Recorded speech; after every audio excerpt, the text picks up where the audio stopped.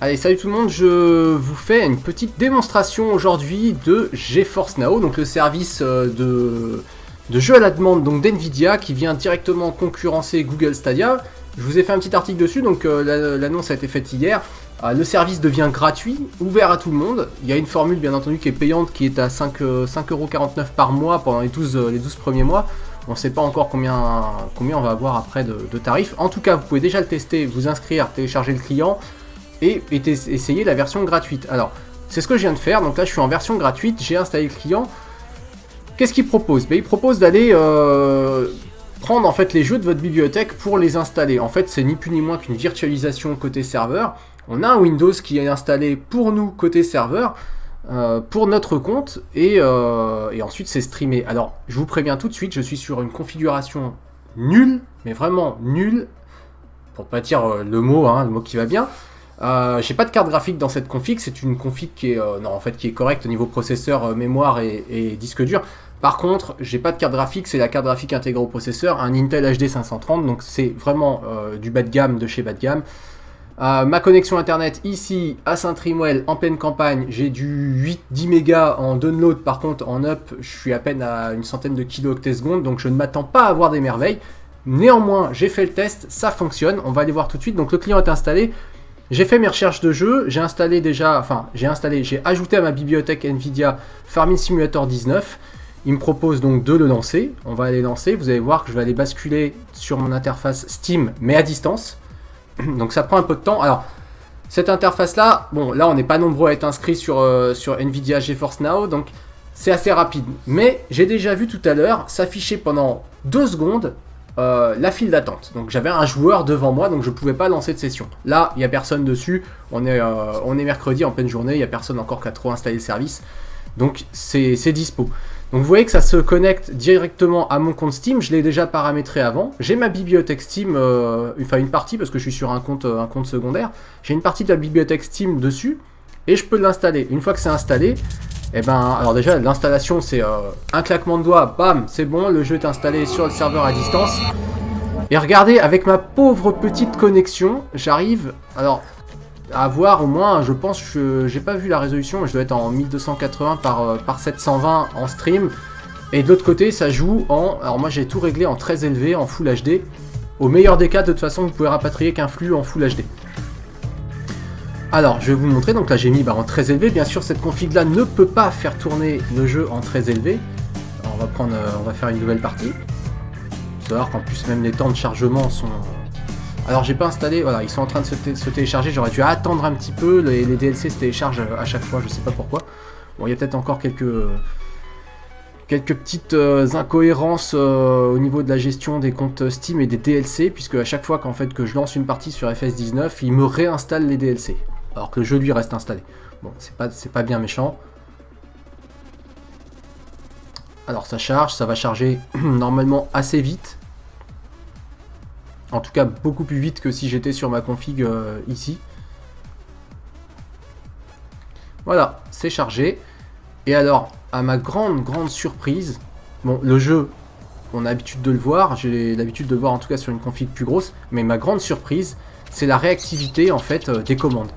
Je pensais pas, j'ai jamais testé en fait ici en pleine campagne un service de jeu à la demande. Je pensais vraiment pas que ça allait être aussi réactif. J'appuie sur une touche, c'est vraiment instantané. Il n'y a pas de latence, ou en tout cas elle est imperceptible. Peut-être sur un FPS, c'est peut-être un peu différent. En tout cas pour Farming Simulator, qui est un jeu plutôt pépère, il n'y a pas de problème. J'appuie, paf, ça réagit tout de suite. Alors mon écran est un Full HD. Pour moi, tout ce qui est menu, c'est un peu flou, donc on voit bien qu'il y a quand même une résolution, mais c'est dû à ma connexion, donc il y a une résolution qui est un peu en deçà. Mais ça reste tout à fait jouable. Et alors là, ce que j'ai envie de faire, c'est d'aller tester ça sur une tablette, une pauvre vieille tablette qui tourne sur Windows 10, pour voir un petit peu ce que ça donne. Et sur téléphone portable aussi. Pouvoir jouer du coup à Farming Simulator 19 sur votre portable, écoutez, c'est tout à fait possible. Avec ce service là. Donc la session là, pour le coup, elle est limitée à 1 heure, mais 1 heure de farming, pourquoi pas. ça peut le faire. Là ouais, je bouge la souris, c'est vraiment, ça réagit du tac au tac. Hein. Donc pour ceux qui ont des petites configs de mémé, il n'y a aucun problème, vous installez ça et vous branchez votre compte Steam.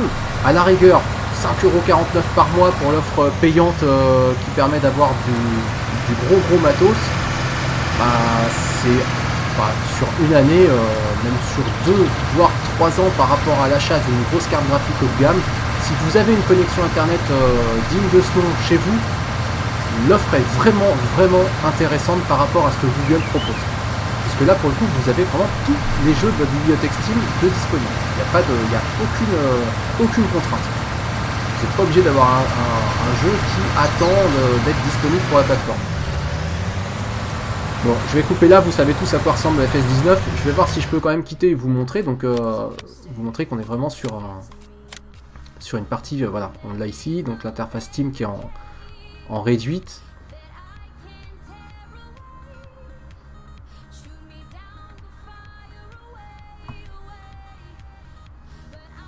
Le chargement est un peu long, j'espère que ça va pas planter. Je sais pas si les combinaisons de touches Alt F4 fonctionnent.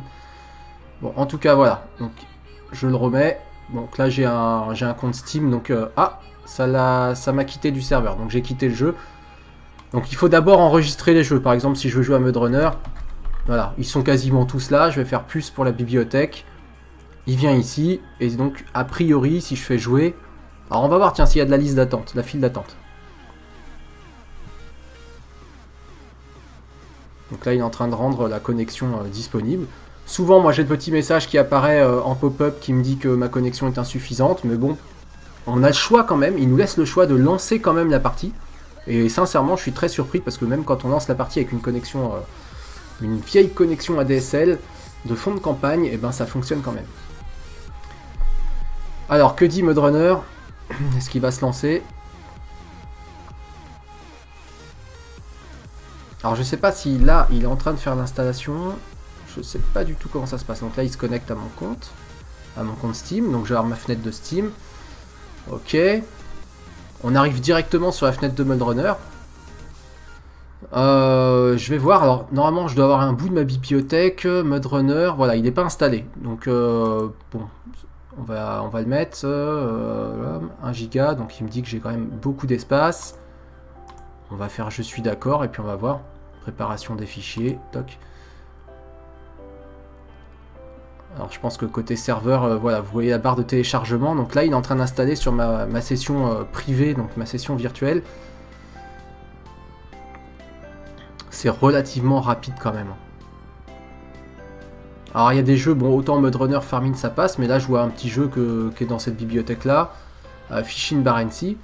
Fishing Barents, par exemple, est très gourmand.